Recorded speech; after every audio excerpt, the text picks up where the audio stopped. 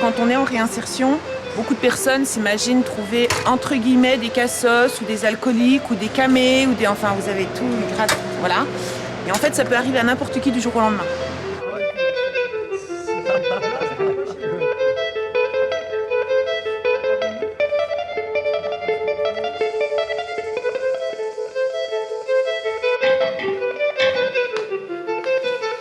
Des entreprises comme les nôtres, on n'est pas juste là pour faire le bien, on n'est pas juste des petits gars sympathiques dans un coin, dans un hangar. Non, on est des acteurs industriels qui investissent pour créer de l'emploi. ESS, économie, sociale et solidaire. 3 mots qui peuvent sembler contradictoires. Pourtant, chaque jour, des millions d'individus donnent corps à une autre finance. Le profit, je le mets du côté social. Mais il n'y a pas de performance sociale s'il n'y a pas de performance économique. Ils privilégient l'utilité sociale sur le profit économique pour permettre à des chômeurs de créer leur entreprise, à des jeunes de mener à bien leurs projets, aux exclus du système de retrouver le chemin de l'emploi. Leur projet, fondamentalement, c'est de changer la société pour permettre que chacun y trouve sa place.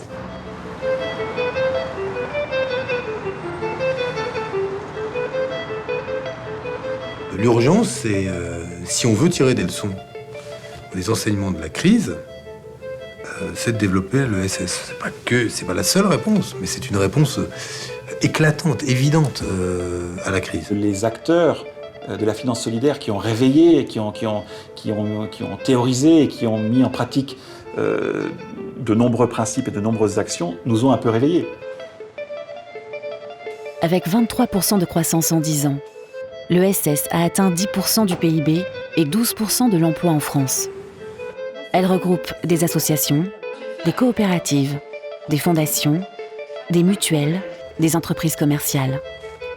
Elle attire toujours plus d'entrepreneurs, de salariés ou de bénévoles dans ses rangs. Ils relocalisent l'emploi, agissent pour l'environnement, retissent les liens sociaux et soutiennent l'économie de proximité.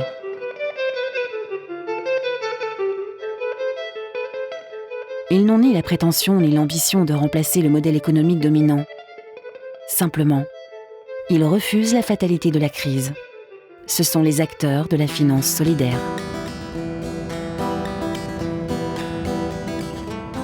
En Languedoc-Roussillon, le chômage touche plus de 14% de la population active. Laetitia Léonard fait partie des acteurs mobilisés localement pour mettre en œuvre des solutions. Elle dirige l'association RDI, le représentant du réseau France Active dans la région. L'RDI et France Active soutiennent des projets entrepreneuriaux souvent jugés trop compliqués par les financeurs traditionnels et leur apportent des garanties et des financements.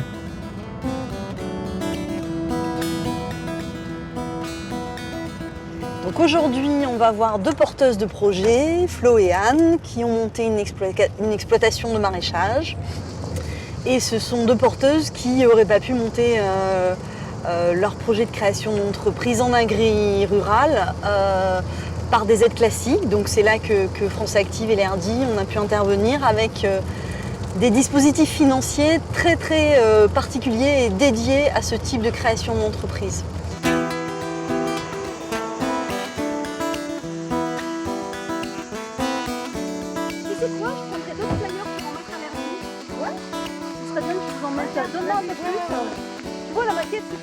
Après 20 ans passés dans l'industrie pharmaceutique, Florence s'est reconvertie dans l'agriculture biologique, malgré un apport et des ressources personnelles limitées.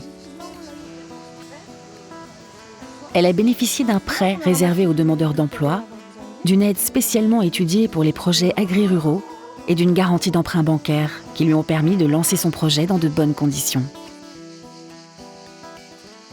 Mon métier en fait consistait donc à présenter les spécialités pharmaceutiques aux médecins et à leur dire à quoi ça servait, dans quelle pathologie il fallait l'utiliser, quelle indication, contre-indication, etc. quoi. Donc c'était pas très satisfaisant. Je trouvais que c'était, humainement parlant, c'était pas très satisfaisant, quoi, voilà. Et je leur ai dit, voyez, après avoir pollué la planète pendant des années en vendant des médicaments chimiques, je m'en vais me faire une reconversion dans le maraîchage bio. Ah bah là, ils se sont dit, celle-là, c'est bon. Tu mets un pétard, elle a complètement disjoncté. Elle est folle, quoi, genre... Après, j'avais pas mal de mes collègues qui m'enviaient en me disant « Ouais, c'est bien, tu vas faire autre chose, c'est super, tu as trouvé la possibilité de faire autre chose. » Pour votre projet, Il y a de l'humain, il y a du projet de vie, il y a du lien social, il y a une insertion économique. Voilà. Il y a des gens qui n'auraient plus accès à grand-chose. Donc, qu'est-ce qu'on fait? On les laisse sur le chemin, on Là, de avance. toute façon, c'était un peu ce qui aurait pu nous pendre au nez, hein, quand même, carrément. Donc, c'est vrai qu'avec le dispositif de l'ERDI, j'ai eu non seulement la possibilité d'emprunter un taux zéro pour la moitié de la somme, on va dire. De l'autre côté, la banque qui prêtait, mais qui du coup ne me demandait pas de garantie, puisque par l'ERDI, on avait ce fonds de garantie, donc à 70% si mes souvenirs sont bons. Donc c'est vrai que du coup, en l'espace de 3 semaines, ça a pu se débloquer et bon, on a joué sur du four, quoi. Quelque part, ça a été facile pour nous, quoi. Alors qu'au départ, ça partait, c'était pas évident, quoi. Là, maintenant, c'est que du bonheur. Tu sais quoi, là, on a l'impression que c'est notre vraie vie, en fait. Ouais, c'est drôle, hein. Je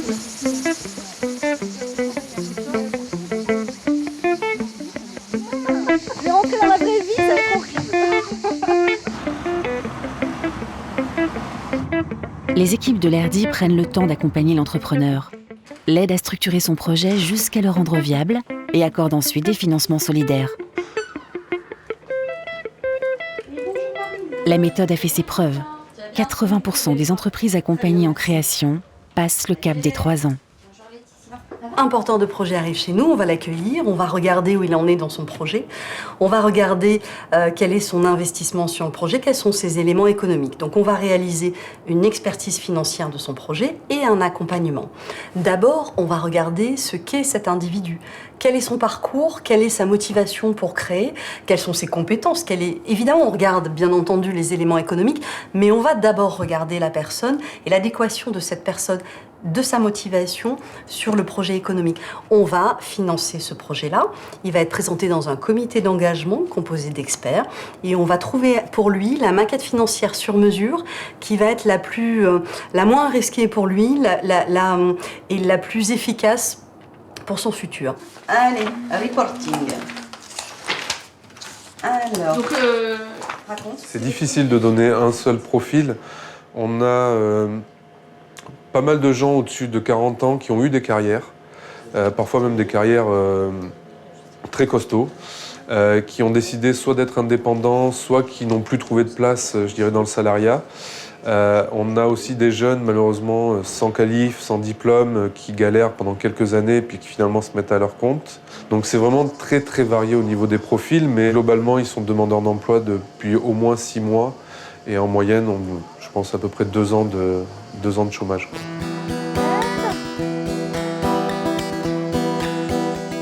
Près de 40 000 crédits professionnels sont attribués chaque année par les principaux réseaux d'accompagnement et de financement à des personnes qui veulent créer leur propre emploi en créant leur entreprise. Sans eux, ces petites entreprises qui nécessitent souvent moins de 25 000 € pour se lancer ne verraient probablement pas le jour. Le rôle de France Active est de permettre à des personnes qui sont pour la plupart des personnes au chômage et souvent depuis longtemps, ou à des entreprises solidaires de pouvoir réussir leur projet de développement. Réussir, ça veut dire quoi? Ça veut dire qu'on les accompagne, ça veut dire qu'on les aide à peaufiner leur projet, à passer de l'idée au projet et puis du projet à l'action. Ancien ministre de l'économie et des finances, Christian Sauter a pris la tête de France Active en 2001. Comme l'ERDI en Languedoc-Roussillon, les 41 associations du réseau France Active aident les créateurs d'entreprises à réaliser leurs projets en faisant le lien avec les banques. Nous travaillons avec les banques, c'est-à-dire quelqu'un dont le projet a été refusé par une banque, nous le faisons rentrer par la fenêtre, même si on lui a claqué la porte au nez, en disant « c'est un bon projet, nous le garantissons, nous le labellisons France Active. Donc pour nous, un chômeur créateur d'entreprise et une entreprise du CAC 40, c'est pareil du point de vue de l'accès aux banques.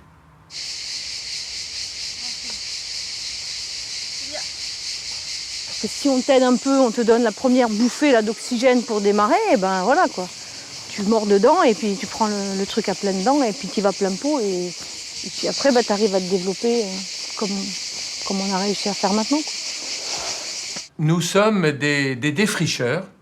Une banque n'a pas les moyens de consacrer 10 heures ou 20 heures à un projet individuel ou un projet collectif. Nous, avec le soutien de l'État, de l'Europe, de la Caisse des dépôts, des collectivités territoriales, régions et départements, nous pouvons investir ce temps. Et c'est de l'investissement, c'est-à-dire que nous aidons ces personnes physiques ou morales à transformer leur idée en projet. Ensuite, voilà, c'est cette serre. Grâce à l'Airbus, j'ai pu acheter cette serre. Dans laquelle on a déjà fait 2 rotations. Là-dedans, on avait quoi?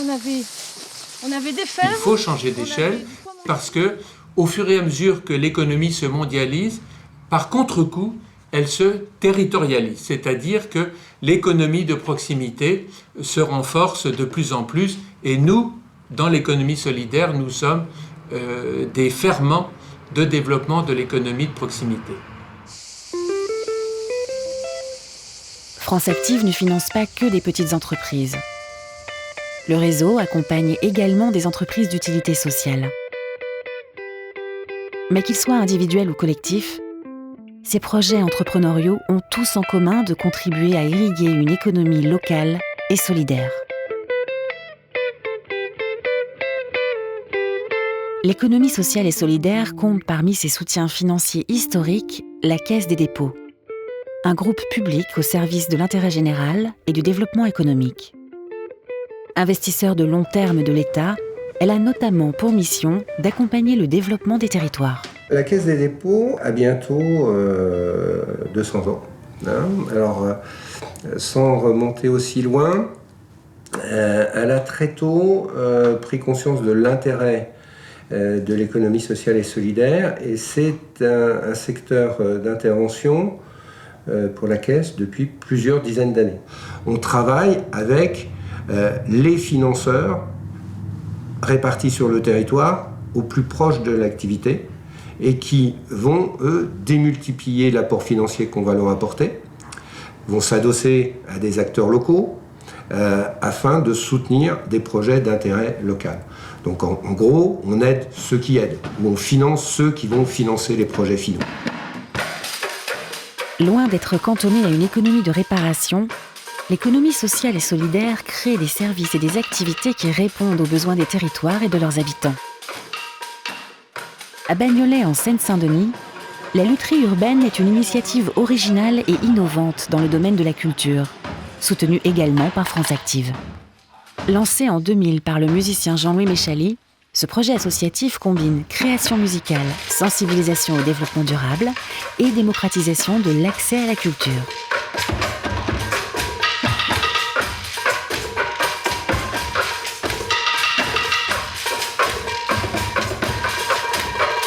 Le local de lutherie urbaine est un lieu où on travaille avec un coin, un atelier dans lequel on peut construire les instruments, un petit coin de stockage.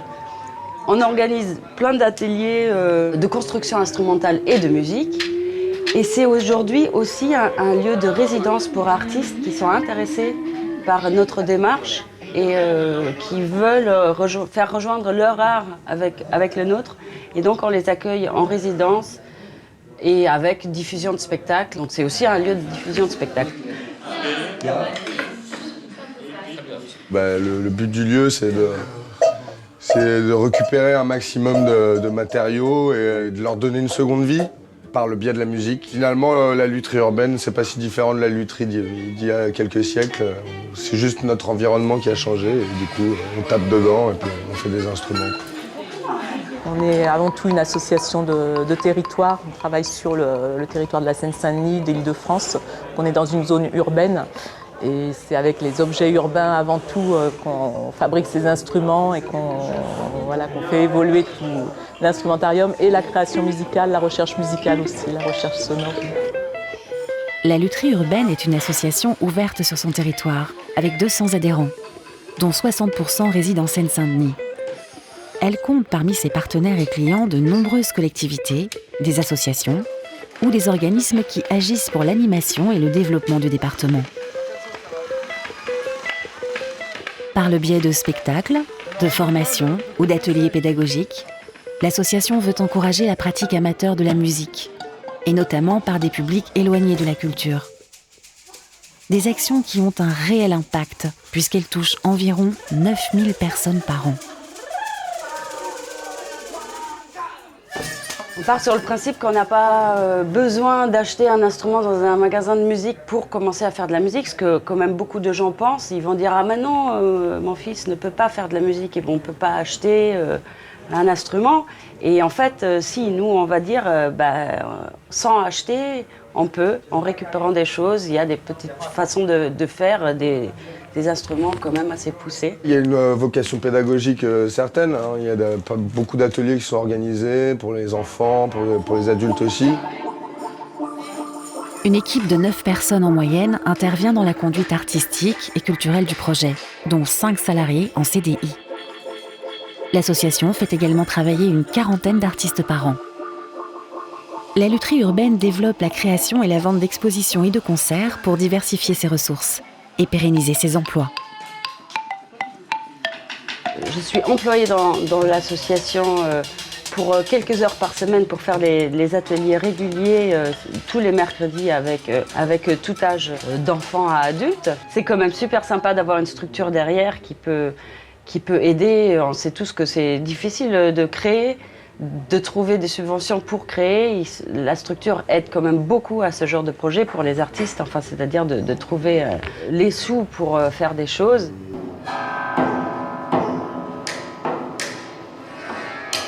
Vraiment, Lutherie urbaine, on a un rôle social, comme toute compagnie artistique, je pense. Enfin, je pense que l'art, il est essentiel au bien-être des gens, même si on a de plus en plus tendance à ne pas spécialement s'en rendre compte. Depuis sa création, l'association connaît un développement constant mais fragile, malgré sa forte contribution à la vie locale. Un problème fréquent des entreprises de l'économie sociale et solidaire, aux modèles atypiques. On soutient l'économie sociale et solidaire parce qu'on considère que c'est un secteur qui produit de la richesse et de l'activité, mais avec des conditions de fonctionnement particulières qui ne vont pas nécessairement dégager du résultat financier particulièrement important. Parce qu'elle apporte quelque chose d'un petit peu différent que de l'économie classique, à la fois en emploi, mais en mode d'organisation. Je trouve que le modèle est pérenne et a un intérêt, quel que soit l'environnement économique, qu'il soit de croissance ou de crise.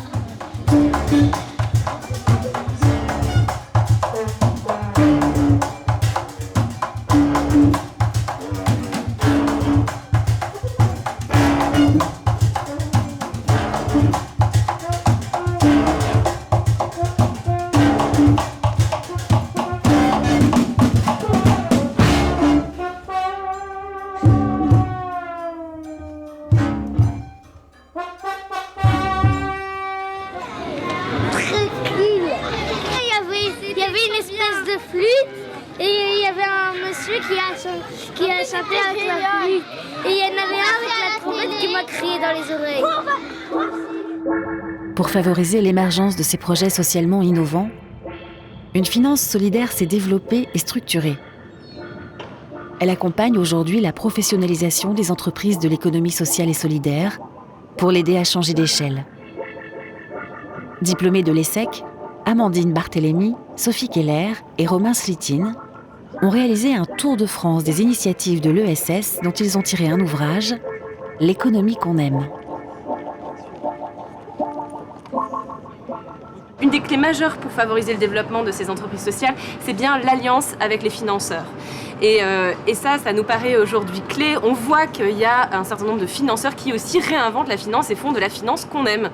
Parce que, justement, ils font alliance avec ces entrepreneurs et ils cherchent dans la durée, par des partenariats forts, en les accompagnant vraiment dans leur modèle stratégique, à pouvoir créer des modèles qui marchent dans le temps. Et ça, c'est révolutionnaire aussi. Récemment, en fait, c'est la relation avec France Active qu'on a depuis 6 ans, qui nous a déjà aidé à franchir un cap avec l'installation, l'aménagement de notre local, par le biais de prêts, mais de prêts à taux défiant toute concurrence et avec une vraie confiance et un vrai accompagnement. Ça a été, je pense, essentiel dans l'évolution de notre projet. Les entreprises de l'économie sociale et solidaire ont des caractéristiques, ont des spécificités qu'il faut connaître, qu'il faut appréhender pour pouvoir ensuite bien les financer. C'est aussi pouvoir bien les accompagner dans les mutations centrales que sont les mutations du modèle économique pour assurer une pérennité dans un contexte où les subventions publiques en particulier vont évoluer. Donc il faut pouvoir vraiment assurer ces modèles économiques et cette inventivité, poursuivre.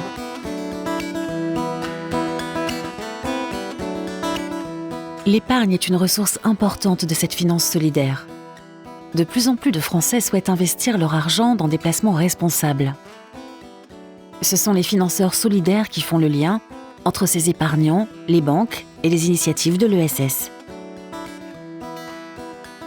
Quand on épargne solidaire, on cherche une double rentabilité. Une rentabilité sociale, puisqu'on va pouvoir financer des logements très sociaux, on va pouvoir aider des personnes qui sont très éloignées du marché de l'emploi à retrouver un emploi. On va pouvoir permettre le développement d'activités économiques dans les pays du Sud ou encore le développement d'énergies renouvelables.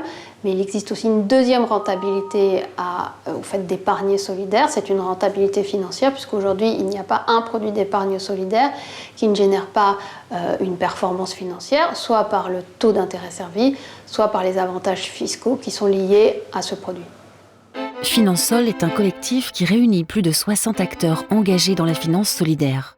Ils se sont fixé l'objectif ambitieux qu'au moins 1% du patrimoine financier des Français soit investi dans des produits d'épargne solidaire d'ici 2025. Il existe donc 3 façons d'épargner solidaire. La première, au travers de son établissement bancaire.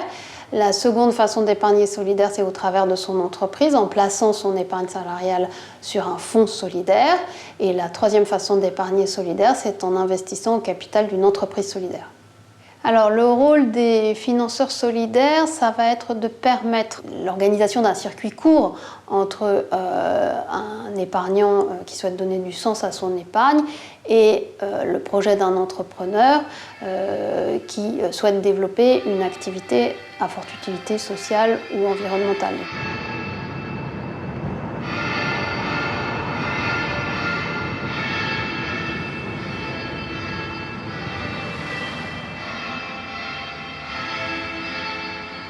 Vous ne pouvez pas vous limiter aux recettes du marché. Les initiatives d'économie sociale et solidaire, parce qu'elles proposent des biens qui n'ont pas de prix, sont obligées de chercher des ressources ailleurs. Claude Alfandéry, ancien banquier et éternel résistant, est l'un des premiers promoteurs de l'ESS en France. Il milite depuis des années pour une meilleure reconnaissance de la finance solidaire. Il a fondé le labo de l'ESS, un think tank en faveur d'une économie respectueuse de l'humain et de l'environnement, et qui est à l'origine de plusieurs évolutions législatives. On va vers une économie plurielle, une économie qui donne sa place au marché, là où le marché est nécessaire, à l'État, qui est tout de même un grand redistributeur, un grand régulateur du marché, et une place de plus en plus grande à ces initiatives qui, en tout cas, au niveau des territoires, sont absolument décisives.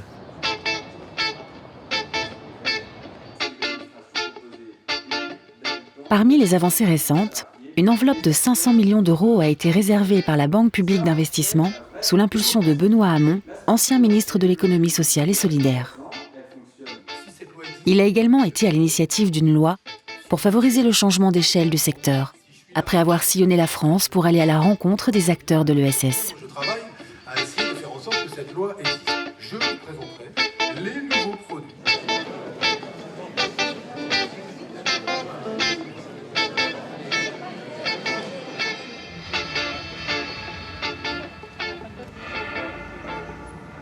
Si aujourd'hui l'ESS nous aide collectivement à marcher, c'est-à-dire à prendre acte que le système tel qu'il est, par ses défaillances, produit à intervalles de plus en plus réguliers et fréquents des catastrophes économiques et sociales. Dans les 10 dernières années, le secteur de l'économie sociale et solidaire a vu son nombre d'emplois augmenter, les 10 dernières années, c'est entre 2000 et 2010, augmenter de 23%. Le secteur de l'économie classique a vu son nombre d'emplois augmenter de 7%. Donc la part de l'ESS en emploi dans l'emploi global a augmenté. Et donc elle ne crée pas moins d'emplois que le privé classique, elle en crée beaucoup plus, 3 fois plus dans les 10 dernières années. Parmi les entreprises de l'ESS, les entreprises d'insertion par l'activité économique sont particulièrement dynamiques. Elles développent des activités rentables et créatrices d'emplois pour des personnes en situation de précarité. Basée à Lons-le-Saunier, Juratri est une entreprise solidaire spécialisée dans le tri des déchets ménagers. Son activité est entièrement au service de sa mission première, le retour à l'emploi d'hommes et de femmes éloignés du marché du travail. Patricia a rejoint Juratri après avoir affronté des difficultés personnelles et professionnelles. Pour cette ancienne chef d'entreprise, personne n'est à l'abri du chômage.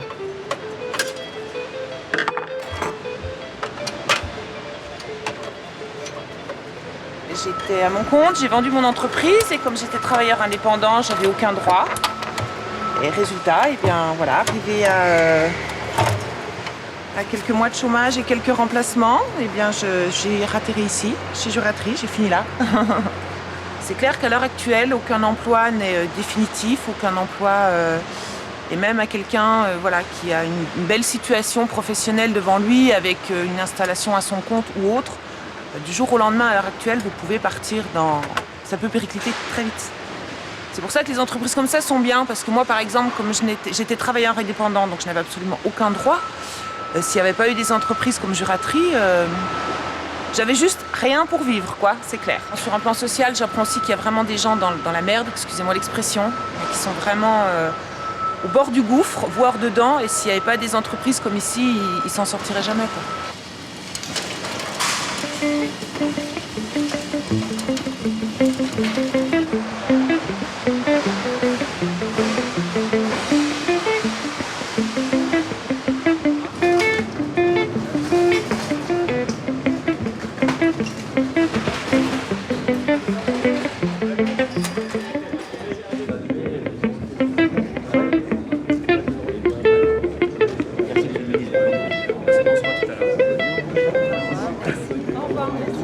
Ce qui est bien ici, c'est que bon, on embauche pas mal de personnes en réinsertion qui arrivent à s'en sortir par la suite parce que bon, au début, ils n'ont pas trop le choix dans la vie civile et tout. Et puis quand ils arrivent ici, bon, ben, ils ont un petit peu le choix de choisir, de faire ce qu'ils veulent aussi. Et on les permet de les faire par rapport à la réinsertion qu'on a.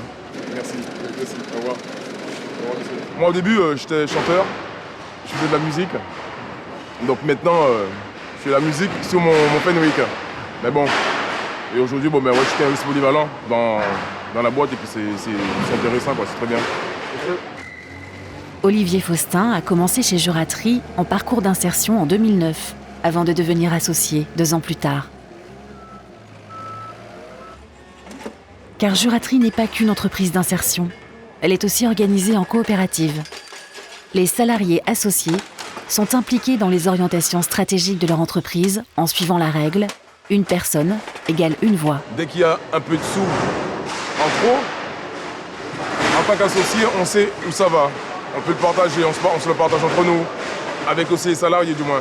Mais enfin, le but d'être associé, c'est comme on est embauché, il vaut mieux être associé pour se sentir vraiment dans la boîte. Si ça marche, c'est parce que les salariés associés revendiquent une vocation économique et des valeurs de solidarité, autour d'un projet commun, rendre l'emploi accessible à tous. il y a une réalité économique qui fait que on doit répondre aux attentes des donneurs d'ordre. Mais il y a une particularité chez nous, c'est que l'humain a une place importante. Et on essaie d'associer l'humain à cette réalité économique qui fait que aujourd'hui, Juraterie vit toujours, investit et se grandit et grandit avec les salariés, aussi bien associés qu'en insertion. Parce qu'on a quand même des parcours super atypiques, on a été cassé forcément à un moment donné ou à un autre par le système, forcément, puisque quand vous avez des réunions Pôle emploi qui donnent rien, quand vous avez envoyé des CV partout que ça donne rien, quand plus personne pratiquement ne vous parle, entre guillemets, au niveau administratif, au niveau... vous êtes super dévalorisé, vous arrivez ici, on vous dit non mais attends, on va te remettre le pied à l'étrier, tu vas y arriver. Le système social est là, donc comme on disait tout à l'heure, pour nous réenclencher, nous aider ne serait-ce qu'à refaire des CV, qu'à reprendre contact avec des boutiques, qu'à reprendre... Forcément, vous vous sentez plus valorisé, vous vous sentez quelqu'un. Qu'on soit blanc, noir, jaune ou... on est tous pareils. Voilà, on est tous égaux.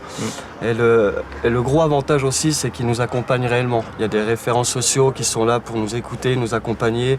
Même si on a un souci, autre, vie personnelle ou au boulot, machin, il y a des chefs qui sont là pour nous écouter. Enfin, moi, c'est ça que j'aime beaucoup ici, parce que c'est vrai que on est quand même pas mal accompagnés, on est pas mal aidés.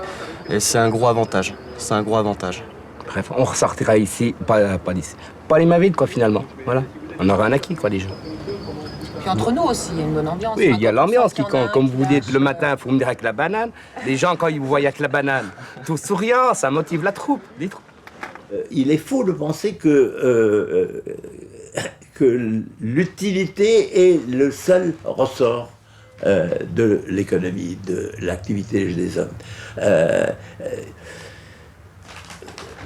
Le sourire est un ressort considérable. Les entreprises solidaires produisent de la plus-value sociale.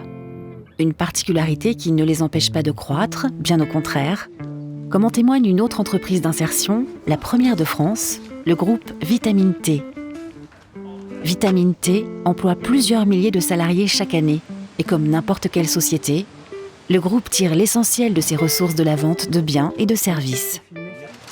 Vitamine T est organisé en 3 pôles d'activité dédiés à l'alimentaire, aux services et à la croissance verte.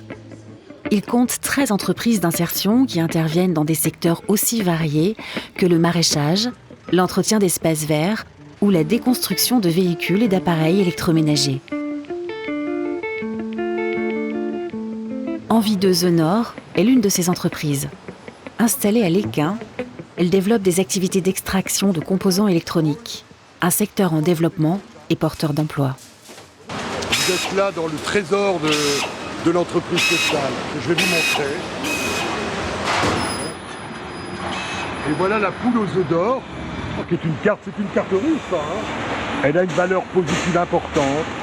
Elle peut être rachetée par des industriels qui vont récupérer dans des technologies très complexes l'ensemble de ces composants pour les réintroduire dans les nouveaux téléviseurs de demain. Dans une entreprise traditionnelle, on aurait mécanisé, donc on aurait en fait broyé cette carte dans un four, il n'y a pas beaucoup besoin de manœuvre. Nous avons préféré un modèle économique égal, et c'est très concret. Nous avons préféré faire du démantèlement jusque la carte, parce que ça crée beaucoup d'emplois. Ancien éducateur spécialisé, André Dupont a rejoint le groupe Vitamine T en 1995.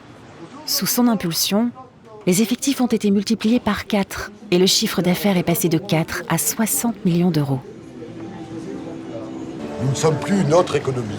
Nous sommes une économie au cœur du modèle dominant, si je puis dire, où nous faisons la démonstration, je crois qu'on la fera de plus en plus, que nous répondons à la fois à des besoins d'utilité sociale et que nous savons parfaitement assumer des modèles économiques dès lors que leur objectif n'est pas la recherche d'un profit pour lui-même, mais d'abord la recherche d'un profit social. Cette combinaison, une fois de plus, entre modèle performance économique et performance sociale est une promesse d'avenir, c'est une réponse de demain.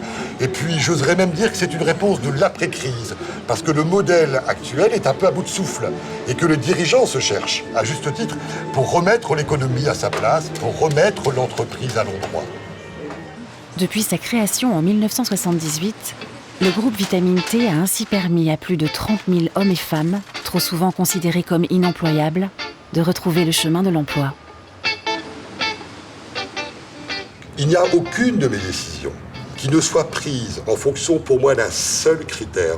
Est-ce que la décision que nous allons prendre va être efficace pour la personne qui va nous rejoindre, pour les besoins qu'elle rencontre et pour l'espoir que nous suscitons chez elle. Nous ne pouvons pas ne pas être à la hauteur de l'espoir que nous suscitons chez elle. Vous allez bien, Raoul? La pause était courte, hein? Douce. C'est du côté de la finance solidaire que Vitamine T a trouvé les moyens financiers de se développer avant de convaincre les banques de l'efficacité et la solidité de son modèle. Alors on a démarré doucement dans les années 80 avec des petites unités de travail sur des activités plutôt traditionnelles comme le bâtiment. Et puis au fil du temps, on a fini par construire un vrai modèle économique qui est peu subventionné. Conscientes des enjeux, les banques s'organisent pour répondre aux besoins de ce nouveau marché. Des relations de confiance se nouent et les collaborations se développent entre le secteur bancaire classique et la filière ESS.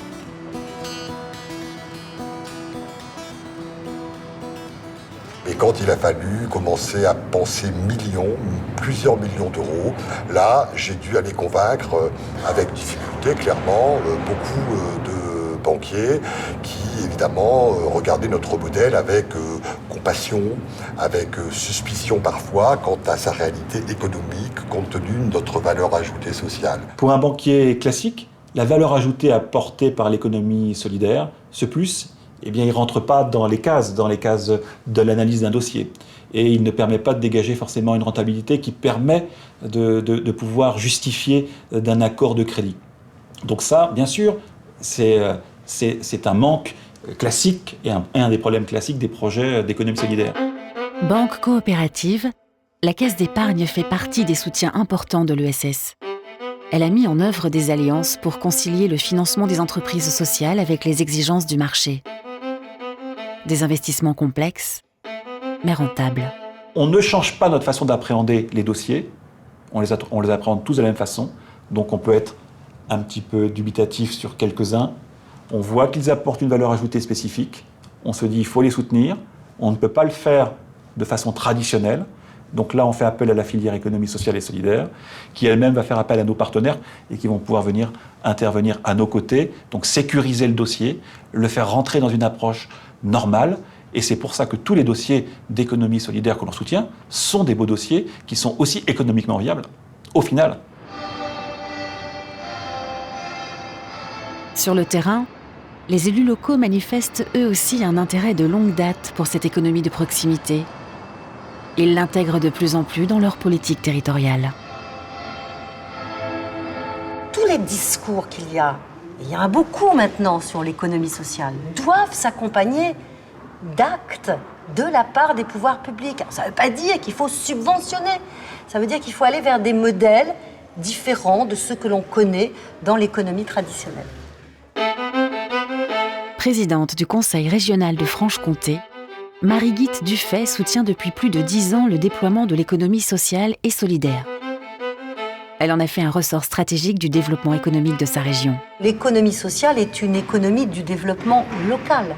C'est une économie qui, en s'ancrant dans les territoires, parce qu'elle répond à des besoins d'utilité sociale, crée des emplois qui non seulement, comme je viens de le dire, répondent à une utilité, mais par définition, ces emplois, ils sont ancrés dans le territoire, ils ne vont pas être délocalisables. La variable de la rentabilité, c'est la suppression d'emplois ou la délocalisation vers des pays où l'emploi coûte moins cher. Donc l'économie solidaire, elle arrive avec des emplois dans des zones où l'économie financière ne trouve pas sa rentabilité suffisante. Et c'est pourquoi, d'ailleurs, elle a besoin d'une finance solidaire. Je ne pense pas que le problème des financements soit un problème fondamental. C'est le problème d'entreprendre. Parce que souvent, j'entends dire il n'y aura peut-être pas assez de fonds, il faut créer des fonds nouveaux pour cette économie. Moi, j'ai souvent peur qu'on manque de projets plutôt que de fonds. Parce qu'il me semble qu'au niveau des fonds, entre ce qu'a toujours très très bien fait la Caisse des dépôts et consignations, ce qui devrait de plus en plus se développer derrière l'épargne solidaire, les fonds ne devraient pas manquer. Mais il faut pousser à un entrepreneuriat autre. Avec son ami Jean-Daniel Muller, Jean-Michel Ricard a créé Ciel Bleu en 1997 pour lutter contre l'isolement des personnes âgées et préserver leur autonomie grâce à l'activité physique. Tout commence avec une rencontre avec un ami, Jean-Daniel Muller. On s'est rencontrés sur les bancs de la fac à Strasbourg, en STAPS, qui est la fac des sports, pour devenir prof de sport dans les collèges et les lycées. On n'a pas voulu aller dans la voie traditionnelle de l'éducation nationale pour plein de raisons. On voulait se servir de ce qu'on avait appris, l'activité physique adaptée, vraiment comme un outil de prévention. Et au niveau social, c'est un merveilleux outil de lien social quand il y a une vraie pédagogie associée. Lancé en Alsace, Ciel Bleu est devenu un véritable groupe associatif. Il intervient dans une maison de retraite sur 3 en France et se développe même à l'international. Socialement innovant, Ciel Bleu s'inscrit aujourd'hui dans une optique de diversification pour toucher de nouveaux publics et créer un véritable chemin de prévention tout au long de la vie. Le groupe attire de nombreux jeunes, comme Amélie qui a rejoint Ciel Bleu dans les Pays de la Loire pour donner du sens à sa vie professionnelle. C'est vrai que je voulais faire un métier où je me sentais utile et où ça pouvait aider les gens. C'est vrai que c'est important de lutter contre l'isolement. Ça les fait sortir de leur chambre et rencontrer du monde et rester entre guillemets connectés avec la société. Le succès de Ciel Bleu est notamment attribué à sa capacité à nouer des coopérations avec des acteurs variés. Une stratégie qui lui a permis d'élargir ses activités à d'autres publics comme les personnes en situation de handicap ou atteintes de maladies chroniques et d'étendre son impact social. Donc le fait de les faire bouger, je sens qu'ils reprennent un petit peu d'énergie, un petit peu de tonus musculaire, mais c'est vrai que le fait qu'ils passent un bon moment, qu'ils s'amusent, c'est quand même le principal. Ah, je suis pas aussi souple que vous. 6, 7, oula, 10. Je pense que dans l'avenir, ça va continuer encore à se développer et qu'on pourra intervenir plus souvent et atteindre aussi un plus grand nombre de personnes. Et on a aussi le projet aussi de faire de la gym, mais plutôt pour le personnel en fait, d'ouvrir un petit peu les activités physiques, pas seulement aux résidents, mais au personnel. Cette économie sociale, elle s'inscrit dans le collectif. C'est le collectif qui la fait bouger, qui la met en marche. C'est une économie qui part du principe qu'à plusieurs, on peut trouver des solutions qui, jusqu'à maintenant, n'ont pas été trouvées. Ciel Bleu ne fait rien tout seul. Depuis le départ, on fait qu'en partenariat, en co-construction. On fait en partenariat avec le monde des mutuelles, avec le monde des assurances, avec le monde des caisses de retraite, avec le monde de la santé en général et de l'action sociale. Et le corps médical, bien sûr, est essentiel pour nous dans le cadre du montage des projets et faire évoluer aussi nos différents programmes. On est sûr que ce qu'on a fait avec la Croix-Rouge française sur plein d'actions, il est possible de faire avec des conseils généraux, des conseils régionaux et des communes pour développer des programmes en commun qui permettraient d'initier, d'innover sur une collectivité et après généraliser et offrir ça à un maximum de conseils généraux de mairie en France. C'est pas grave, on va réessayer. Service aux personnes, retour vers l'emploi, lutte contre le gaspillage. Les acteurs de l'économie sociale et solidaire innovent en développant des réponses aux besoins sociétaux d'aujourd'hui et de demain. Des activités porteuses et durables qui représentent 600 000 emplois à pourvoir d'ici 2020.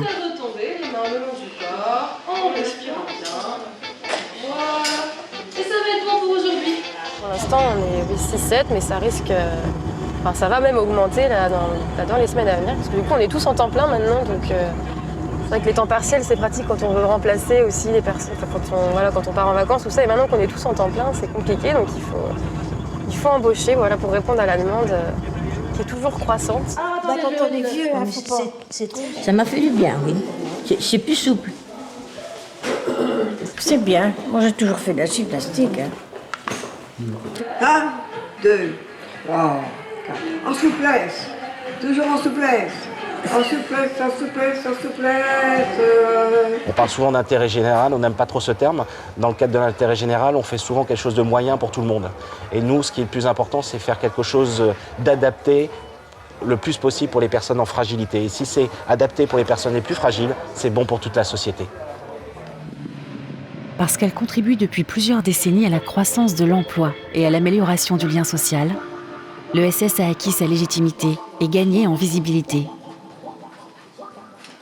Un groupe comme Ciel Bleu est un groupe très intéressant que nous avons accompagné depuis l'émergence. Ils ont montré leur capacité à s'adapter régionalement, à s'adapter en termes de services.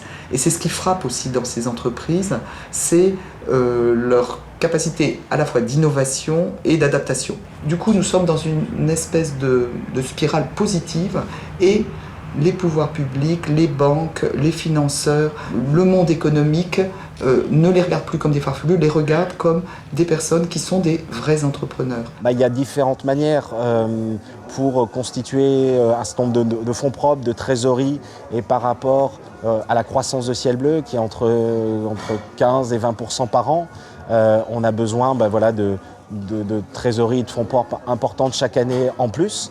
Et sans la finance solidaire, le développement Ciel Bleu aurait été beaucoup plus problématique et c'est quelque chose d'essentiel pour nous. Cette économie sociale est le contraire du réflexe individualiste que nous avons partout unanimement répandu. On est à l'antithèse de l'individualisme rampant de notre société. Et c'est pour cela qu'elle a un vrai avenir. L'économie sociale et solidaire ouvre des voies nouvelles pour produire, consommer et décider autrement. Ce n'est ni une économie de réparation cantonnée à pallier les carences du système, ni une grande alternative clé en main. Mais ces valeurs et ces pratiques incitent progressivement les pouvoirs publics, les entreprises et les citoyens à se mobiliser pour une économie plus juste. À tous les échelons, dans tous les secteurs, des milliers de personnes rejoignent le mouvement et tentent au quotidien d'inspirer l'économie de demain.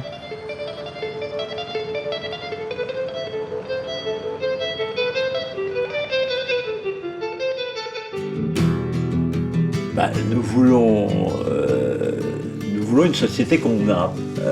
Et donc on fait une autre finance. On ne peut que se dire qu'il y a une immense opportunité et qu'elle représente peut-être une immense fenêtre sur un monde de l'après-crise. C'est un monde qui foisonne, c'est un monde qui a beaucoup d'idées, qui a beaucoup d'innovations, que nous, du coup, on a envie d'en avoir aussi, parce qu'on se sent porteur de ce secteur. Faut partir en vacances. Nous avons besoin d'utopie.